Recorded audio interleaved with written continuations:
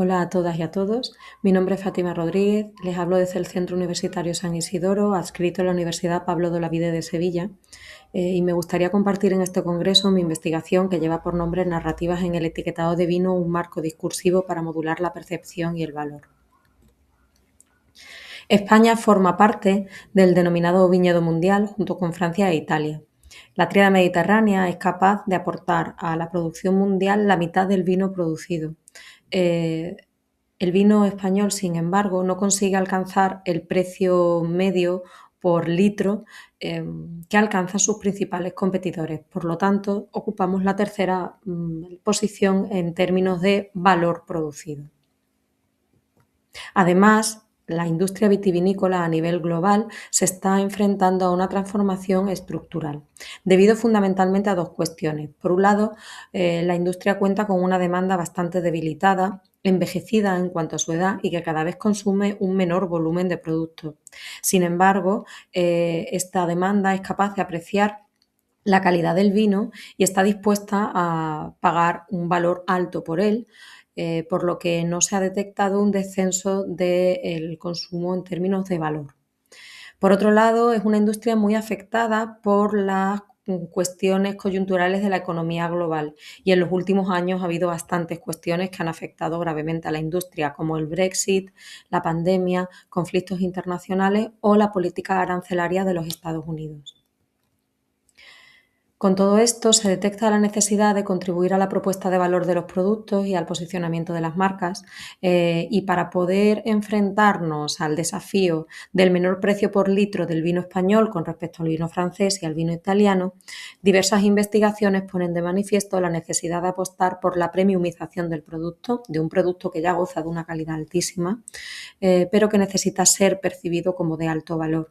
Y por otro lado, de abrir la categoría de productos a nuevos consumidores que garanticen la sostenibilidad de la industria a largo plazo. Por ello, al inicio de la investigación se planteó como pregunta o como motor de esta investigación la pregunta de si podrían las palabras condicionar en alguna medida el sabor de las cosas y el valor percibido del producto. Para contestar a esta pregunta, se formuló como hipótesis teórica que el texto de las etiquetas de productos vitivinícolas es capaz de ejercer una influencia suficiente como para trascender el hecho de compra en sí, llegando a modificar la percepción de las cualidades del producto a nivel sensorial tras la cata, así como la estimación de valor económico. Para poder validar o evaluar esta hipótesis, se formularon dos hipótesis operativas. En primer lugar, el uso de la narrativa, independientemente de su naturaleza, mejora la valoración de calidad, gusto y expectativa de valor económico del vino con respecto a la valoración de cata ciega o sin información, consolidándose como una herramienta válida para la premiumización del producto. Y en segundo lugar, las narrativas con mayor carga emocional o evocativa, frente a las puramente descriptivas, generan una incidencia superior en la percepción del sabor del vino, mostrando una mayor influencia en estas cuestiones sensoriales, por lo que trascienden la situación o el momento de compra en el establecimiento, afectando a la situación de consumo en la que el consumidor ya sí interactúa con el producto. Por tanto, la presente investigación tiene como objetivo determinar cómo diferentes tipos de narrativa en las etiquetas de vino con denominación de origen Andalucía modulan la percepción de la calidad, el gusto y el valor económico percibido.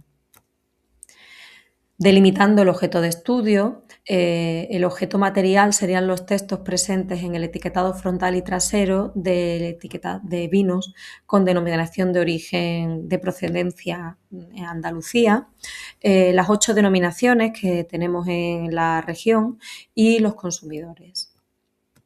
¿Por qué se han eliminado los elementos visuales de la investigación? Bueno, pues porque han sido amplísimamente estudiados y tenemos una amplia literatura científica que abordan este tema. Sin embargo, las perspectivas lingüísticas y la utilización del lenguaje en el etiquetado es un tema aún infraanalizado por la academia.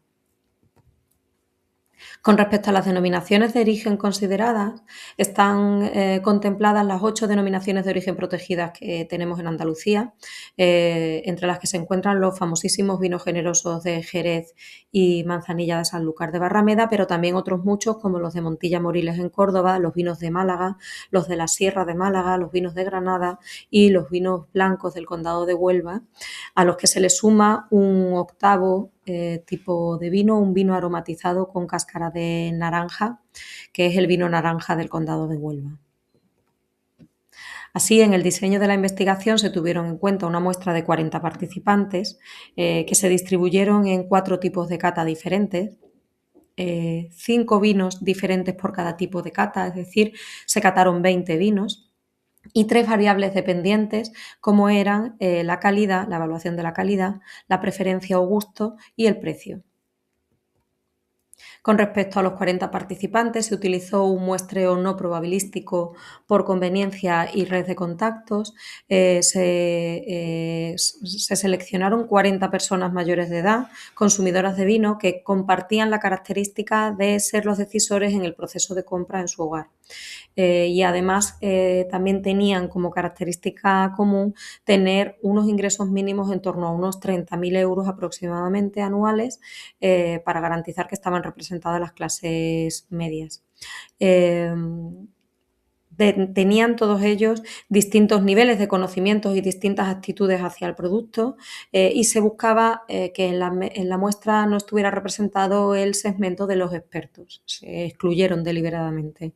Hubo una representación equitativa de todos los tipos de vino y por eso hubo que distribuirlos en 4 tipos de cata diferentes para poder establecer comparaciones válidas. El primer tipo de cata, fino en manzanilla, el segundo, vino tinto, el tercero, vinos blancos y el cuarto, vino dulce. Como digo, 10 consumidores participaron en cada cata. Aquí pueden verse la distribución de las distintas denominaciones de origen en todos los tipos de cata. En los generosos, los vinos de Jerez y Montilla Moriles y también Manzanilla de Sanlúcar de Barrameda, en los vinos blancos de la Sierra de Málaga y Granada, los tintos, los blancos, el Condado de Huelva y los vinos dulces naturales, naturalmente dulces, generosos de licor y aromatizados, Montilla Moriles, Málaga y Jerez, Jerez Cherry. Con respecto al procedimiento, tras pasar la validación de este por parte de expertos doctores en comunicación, las catas se dividieron en varias fases. En la primera fase se realizaba una clasificación de la muestra, recopilando información sociodemográfica y de hábitos de consumo para segmentar a los participantes. En la fase 1 se realizaba una cata ciega, no condicionada por ningún tipo de texto, donde 4 vinos diferentes eran catados teniendo como única información las denominaciones de origen a las que pertenecían. Tras la cata se calificaba cada vino según una serie de escalas proporcionadas que ahora mostraré y se calificaba la calidad, la preferencia, gusto o el precio estimado. Una vez calificados, según estas escalas, se procedía a escoger uno de los vinos y del vino escogido se realizaban una serie de preguntas cualitativas sobre su elección de ese vino en concreto. Durante la fase 2 se repetía el mismo procedimiento, solo que los 4 vinos eran catados con una información. Eran unas tarjetas blancas con el texto que estaría presente en el etiquetado del vino en negro. Las 4 tarjetas eran iguales en cuanto a su forma, solamente cambiaba el contenido. Los participantes no sabían que estaban catando los mismos vinos, pero organizados de diferente manera. Se proporcionaban 2 textos de tipo descriptivo, más analíticos, más racionales, y 2 textos de tipo emocional. Durante la fase 3 se realizaba una cata comparativa y se proporcionaba el mismo tipo de vino en 2 copas diferentes, cada uno con su información. En una de ellas había una información de tipo emocional y en la otra una información de tipo descriptivo o racional. Los consumidores nuevamente no sabían que estaban probando el mismo tipo de vino.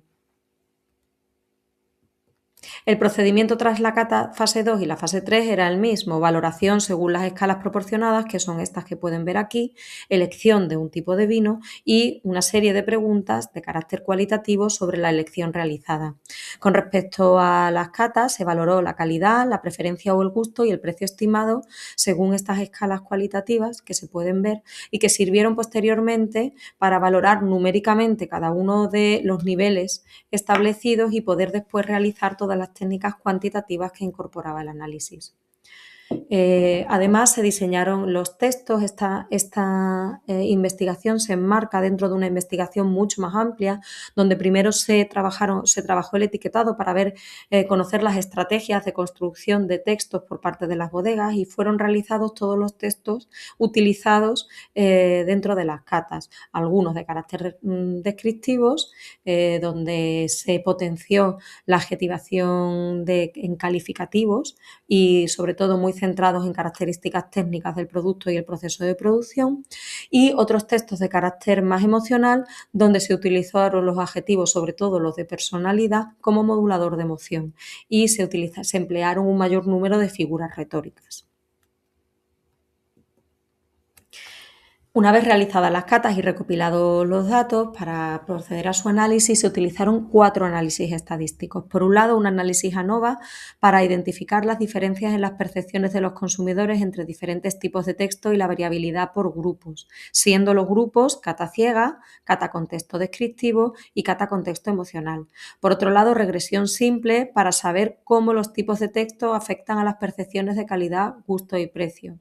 Coeficiente de correlación intraclase para evaluar la consistencia y fiabilidad de las evaluaciones realizadas por diferentes jueces, asegurando que las observaciones sean reproducibles y precisas. Y finalmente la D de Cohen para dimensionar la magnitud de los efectos y detectar posibles tendencias en caso de no alcanzar la significancia estadística. Con respecto a los resultados, tendré que ir muy rápido para poder llegar hasta el final de la investigación, pero bueno, haciendo un resumen de ellos, con respecto a la evaluación de calidad, los análisis ANOVA encontraron diferencias significativas entre los distintos contextos de cata, evidenciando que los textos, especialmente los emocionales, influían positivamente en la percepción de calidad. Con respecto a la regresión simple, ambos textos, tanto descriptivos como emocionales, aumentaron la percepción de calidad, aunque sin alcanzar significancias estadísticas. Con respecto a la consistencia entre las catas, se detectó una consistencia baja, indicando variabilidad entre los jueces, cosa que es normal teniendo en cuenta que eran jueces no expertos. Y con respecto a la dimensión de los efectos, se detectó un tamaño de efecto moderado para ambos tipos de textos frente a la cata ciega, mostrando un ligero impacto de ambos textos, pero con mayor incidencia de los descriptivos. Con respecto a la evaluación del gusto, los análisis ANOVA detectaron diferencias altamente significativas con una influencia muy positiva de los textos, especialmente de los emocionales.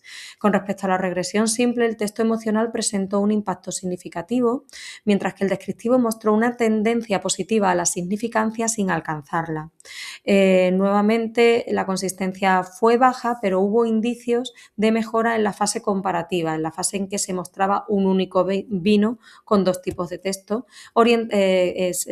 Los textos emocionales decantaban más las elecciones. Y finalmente, con respecto al tamaño de los efectos, se detectó un tamaño de efecto de moderado a grande con mayor impacto del texto emocional frente al descriptivo, reflejando una clara influencia de las narrativas emocionales en la percepción sensorial.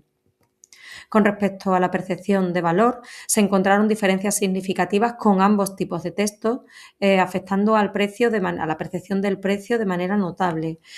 Con respecto a la regresión, ambos tipos de texto mostraron un efecto significativo en la variable precio. Y la consistencia, moderada con cierta significancia, especialmente en la fase comparativa. Finalmente, con respecto a la magnitud del efecto, se consiguieron efectos de moderados a grandes para ambos tipos de textos, sugiriendo que simplemente la presencia de una narrativa, independientemente de su naturaleza, ya constituía una mejora en la percepción del valor.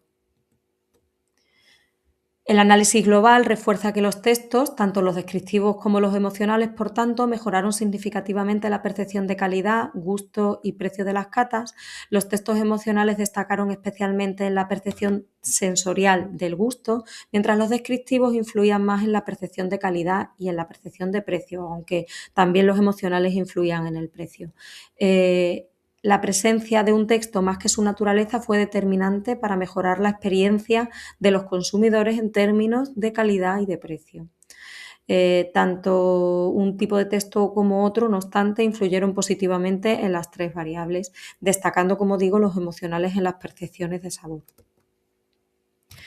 Con respecto a la premiumización y el valor percibido, las narrativas emocionales no solo enriquecían la experiencia sensorial, sino que también elevaban la percepción de valor económico, alineándose con la tendencia hacia la premiumización señalada por muchísimos autores y por muchos de los informes sectoriales que manejamos en la actualidad. Como principales hallazgos tenemos dos. Por un lado, la eficacia de la narrativa emocional, aunque, como digo, los dos tipos de textos ya mejoran la percepción de valor. La narrativa emocional se mostró especialmente eficaz para guiar la experiencia sensorial del consumidor con una mayor afectación de la percepción del valor, del sabor, perdón. Con estos datos se contrasta positivamente, se validan positivamente las tres hipótesis, tanto la hipótesis teóricas como las dos hipótesis operativas, y podemos decir que los objetivos de la investigación se han cumplido. Como limitaciones de este estudio, a subsanar en siguientes investigaciones, en primer lugar, las limitaciones propias de un muestreo no probabilístico, ampliar la muestra a una muestra más numerosa, sin duda contribuiría positivamente a la consistencia de los resultados. Por otro lado, como limitación también habría que evaluar si serían replicables en otros contextos, aunque la situación, como comentaba al principio, del vino andaluz como laboratorio enológico se plantea ideal a priori. Y luego también el carácter sincrónico, que hace que no podamos ver cómo evolucionan todas estas variables longitudinalmente en el tiempo. Así que como futuras líneas de investigación que estamos abordando en estos momentos y seguiremos abordando en el futuro, planteamos un estudio específico por perfil de consumidor que permita adaptar esas narrativas para poder abrir la categoría de producto a nuevos segmentos de mercado, una investigación longitudinal, también tener en cuenta factores culturales y regionales propios de otras denominaciones de origen e incorporar en las narrativas la sostenibilidad y ver cómo afecta esto a la percepción del producto. Y nada más, muchísimas gracias por vuestra atención. Ha sido un placer presentar la investigación en el Congreso.